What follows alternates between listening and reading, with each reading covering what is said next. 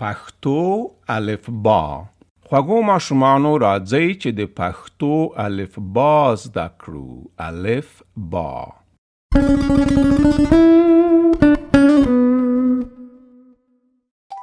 د پښتو لومړی توری الف دی.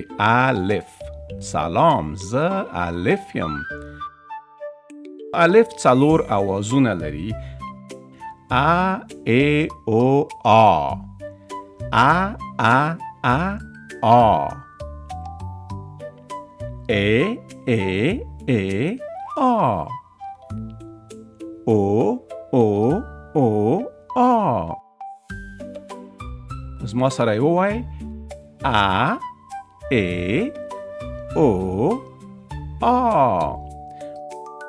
اوس تاسو د الف اواز زده شو. الف مو وپېژانده. په راتلونکي درس کې به ب زده کوو. صحیح ده؟ ب. ښې ورته وګورئ. ب د هغه شان ده. مننه. په الله پاک مو سپارم. بای بای.